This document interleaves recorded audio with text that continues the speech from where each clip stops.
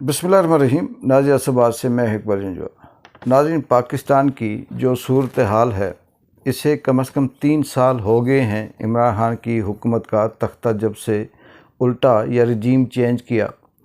तो उसके बाद आए रोज़ नए बहाने, नए तरीके। पहले केसेस पे ज़ोर था और उसके बाद फिर कभी दहशतगर्द, कभी मुल्क दुश्मन, कभी इंडिया का एजेंट, कभी यहूदी एजेंट, कभी कुछ करते करते करते 200 से 250 केस बना दिए। यही सिलसिला चलता रहा। फिर पाकिस्तान तहरीक इंसाफ के लोगों को गिरफ़्तार करना शुरू किया। फिर बहुत से ऐसे इवेंट हो गए, फिर बीच में वाक़यात हो गए। उसमें 9 मई भी है, उसमें 26 नवंबर भी है, उसमें जलसे जुलूस भी हैं। और करते करते हज़ारों की तादाद तक पहुंच गए। पाकिस्तान तहरीक इंसाफ के जो कारकुन थे वो गिरफ़्तार हुए। कुछ बेबस थे, मजबूर थे, उन्होंने हार मान ली और वो ताकतवरों के कहने पे उन्होंने वीडियोस बनाए, पैगाम दिए, इमरान खान से, पीटीआई से ला ताल्लुकी का इज़हार किया। और कुछ ऐसे थे जो डट गए। और कहीं ना कहीं अल्लाह ताला की तरफ से हर दौर में ऐसे होता है कि एक खैर और शर के हिसाब से जंग जारी रहती है।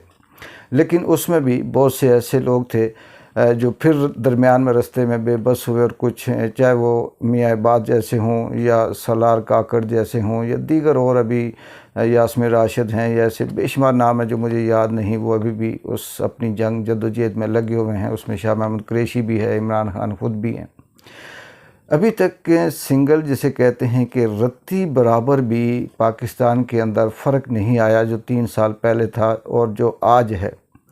इसमें नफ़रत कहें, बुग़्ज़ कहें, दुश्मनी कहें या ये खौफ कहें कि इमरान खान की जो सलाहियत है वो बाहर आएगा तो शायद कि हमारी सियासत ख़त्म हो जाएगी, हमारे ऊपर केस बनेंगे, हम बंद हो जाएंगे, ये खौफ कहें। या फिर इनके अंदर कोई लालच है या फिर अल्लाह की तरफ से इनके जो सीने हैं, इनकी जो सोच है, जो दिमाग हैं, वो इस तरह से बंद हैं कि अपनी आवाम के लिए, अपने मुल्क के लिए इतनी इनकी हमदर्दी नहीं। फिर इनकी नीयतें देखें कि 3 साल में एक भी ऐसी बात नहीं जो पाकिस्तान की तमाम जो पीडीएम है, इसमें चाहे नून लीग भी शामिल है, पीपल्स पार्टी भी शामिल है, इस्टेब्लिशमेंट भी है, ब्यूरोक्रेसी भी है, और भी इन्होंने बेशुमार ऐसे कुछ ऐसे बीच में ड्रामे भी किए जिससे ये कहा जाए कि इमरान खान की मकबूलियत गिरे या उसे झूठा करार दे दिया जाए या आवाम के दिलों में उसकी नफ़रत पैदा की जाए, लेकिन नाकाम रहे। सवाल यहाँ ये पैदा होता है कि पूरी की पूरी मशीनरी, उसमें मीडिया भी था, उसमें जजेस भी हैं, उसमें अदालतें भी हैं, उसमें 26वीं आईनी तरमीम के हिसाब से सारे जजों को अपने साथ मिलाकर भी सब कर दिया। और एक से एक बढ़कर फ़ैसले ऐसे ऐसे दिए जिसमें जो मिलिट्री कोर्ट है उसको भी जायज़ करार दे दिया। फिर इमरान खान को जो वो जो टेस्ट होना है जो झूठ और सच के दरमियान कोई फ़र्क करते हैं, क्या नाम है उसका, मुझे भी उसका नाम ज़हन से निकल गया, वो भी करने के लिए किया। और डिले टैक्टिक्स इस्तेमाल करके तो ये अभी तक लगे हुए हैं। लेकिन 3 साल में इन्हें 1 इंच की भी कामयाबी हासिल नहीं हुई। लेकिन दूसरी तरफ इनकी बदकिस्मती ये देखें कि ना ये पीछे हट रहे हैं और अपने झूठ और अपनी उस अना और उस ज़िद पे अड़े हुए हैं। सवाल यहाँ ये पैदा होता है कि जो लोग ये कहते हैं कि इमरान खान भी ज़िद कर रहा है और बाकी इस्टेब्लिशमेंट भी ज़िद कर रही है, इमरान खान का जो मौक़िफ़ है या जो उसका नज़रिया है, जो उसकी बात है, वो इस मुल्क के अंदर रूल ऑफ लॉ की है, आइन की है, कानून की है, अदलिया की है, इंसाफ की है और फ्रीडम ऑफ स्पीच की है। लेकिन दूसरी तरफ जो 70 सालों से उसे कब्ज़ा ग्रुप कहें, माफिया कहें, इस्टेब्लिशमेंट कहें, कोई भी नाम दे दें उसे, इस मुल्क के ऊपर सारे मिलकर जो खाने के वाले लोग हैं, उनका ये नज़रिया है कि जो कुछ हो हम ही हों, हमारी तरह ही चलता रहे, हम ही बस 90% हम लें, 10% बाँटें और फिर किसी को कुछ भी एतराज़ ना हो। यही सिलसिला चलते चलते यहाँ तक पहुँचा कि फिर इस वक्त जो सूरत हाल है वो भी यही है कि हर महीने 2 महीने के बाद जब पाकिस्तान तहरीक इंसाफ के लोग किसी तरह से अपने आप को फिर से तहरीक में लाने की कोशिश करते हैं या वो ये कहते हैं कि हम इमरान खान की रिहाई के लिए कुछ करेंगे, तो बीच में बहुत से ऐसे टाउट कह लें, अब तो ये लफ्ज़ बहुत छोटे लगते हैं, टाउट हो गए या बिकाऊ हो गए या लिफाफे हो गए या जो भी नाम दे दें, ये बहुत बहुत छोटे नाम लगते हैं।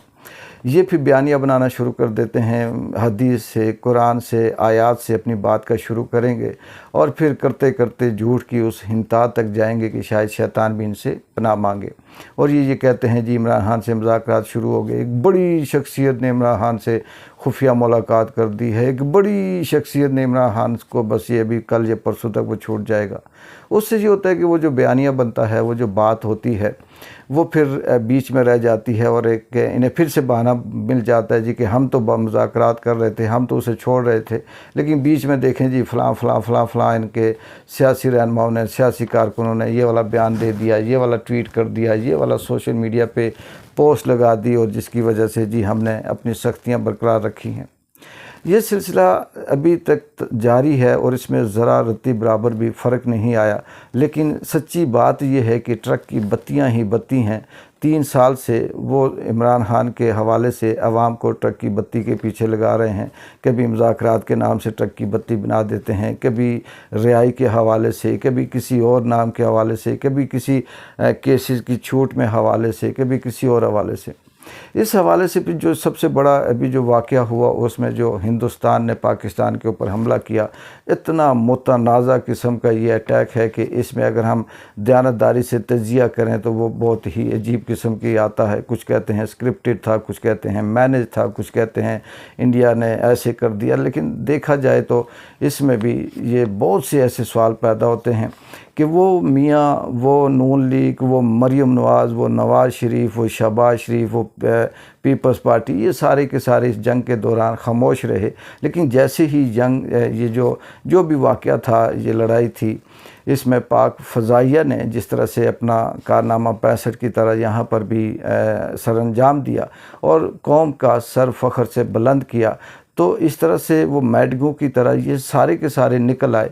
और फिर मरीम नवाज़ ने कहा जी कि ये सारा प्लान जो था ये नवाज़ शरीफ ने किया। शहबाज शरीफ ने कहा जी कि इसमें मैं कभी, वो कहते हैं जी कि मैं 2 बजे 2:30 बजे मुझे सिपा सलार की कॉल आई और उन्होंने कहा जी कि इंडिया जंग बंदी की दरख्वास्त कर रहा है, तो मैं क्या करूं। कभी कहते हैं जी कि मैं फजर की नमाज के बाद स्विमिंग कर रहा था और वहाँ पे मुझे कॉल आ गई जी कि क्या किया जाए। इनके बयानात देखें, फिर खुद ही ये पिट जाते हैं। नवाज़ शरीफ साहब उठते हैं और वो ये कहते हैं जी कि ये जहाज़ मैंने बनाया, वो जहाज़ मैंने बनाया, ये मिज़ाइल मेरा था, वो मिज़ाइल मेरा था। ऊपर से जो पीपल्स पार्टी के तर्जुमान हैं वो ये कहते हैं जी कि ये सारा प्रोग्राम ही सुप्रीम कमांडर का था और वो बैठकर यहाँ सब कुछ देख रहे थे। मेरे ख्याल में बाकी सारे चने बेचने गए थे, क्या फ़ज़ाइया, क्या नेवी की फ़ौज, क्या दूसरी, ये सारी की सारी कहीं घूमने फिरने, कहीं फ़िल्म देखने गए हुए होंगे और इंडिया के साथ, हिंदुस्तान के साथ इन्होंने जंग लड़ी और ये जीत गए। फिर कुदरत का ये भी इंतकाम, ये निज़ाम, या वो देखें कि किस तरह से अपना ये स्क्रिप्ट पे स्क्रिप्ट लिखते जा रहे हैं और फिर जब ये पिटते हैं, कुदरत जब अपना स्क्रिप्ट इस पे इन पे अब लिखती है और जब उस पे परफॉर्मेंस होती है तो उसके लिए कुदरत को कोई फरिश्ते, कोई जिन, कोई इस तरह से वो नहीं उतारने पड़ते, बल्कि ये अपने ही मुंह से खुद ही पिट जाते हैं। अब जब शहबाज शरीफ हों, नवाज़ शरीफ हों, मरीम नवाज़ हों, या इनके जो ख्वाजे माजे हैं, या इनके बाकी जो पीपल्स पार्टी के लोग हैं, जब ये अपने ही बयान देते हैं तो क्या हंसी नहीं आती? क्या लोग इस पे यकीन कर लेंगे कि क्या बात है कि इन्होंने एक, अभी भी मोदी का नाम नहीं लेते, अभी भी ये हिंदुस्तान का नाम नहीं लेते, अभी भी ये दुश्मन दुश्मन दुश्मन कहते हैं। हो सकता है कि दुश्मन तो ये इमरान खान को भी कहते हैं, दुश्मन तो ये बहुत कुछ लोगों को कहते हैं, पीटीआई वालों को भी दुश्मन कहते हैं। तो ये सिर्फ़ और सिर्फ आवाम को बेवकूफ़ बनाने के लिए, और ये सारा का सारा ये कह सकते हैं आपके यानी अपने नंबर बनाने के लिए वो करते हैं। लेकिन कुदरत है फिर जब अपना स्क्रिप्ट उस पर परफॉर्म करवाती है फिर इन्हीं से, तो ये इतनी बुरी तरह से नंगे हो जाते हैं कि इन्हें कहीं भी सर छुपाने की या मुंह छुपाने की जगह नहीं मिलती। लेकिन अब यही देखते हैं कि आने वाले वक्त में ये ट्रक की बत्ती के पीछे कब तक लगाएंगे और ये कब तक इस तरह से जुल्म करेंगे। अगर आप बलूचिस्तान के जो पीटीआई के सरगर्म रहनुमा हैं, कारकुन हैं, उम्मीदवार थे, वो इलेक्शन में जीते हुए थे, बाद में फिर फार्म 47 की नज़र हो गई, सलार काकड़, उनका अगर आप इंटरव्यू सुने जो 3 के साथ हो रहा है, तो दिल खून के आंसू होता है और बंदा हैरान होता है कि कैसी क्या ये भी इस मुल्क के अंदर कोई इंसानियत है या किसी भी तरह से कोई इंसान यहाँ रह सकता है। मियाँ बात को अगर आप सुने तो आपके रोंगटे खड़े हो जाते हैं।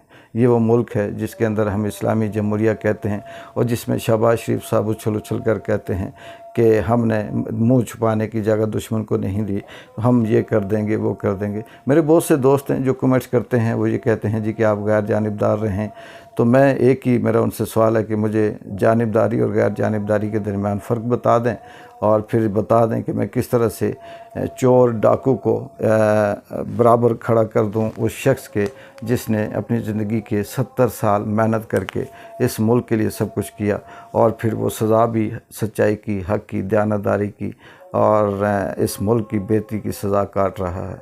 इकबाल जंजो को इजाज़त दें। अल्लाह हाफ़िज़।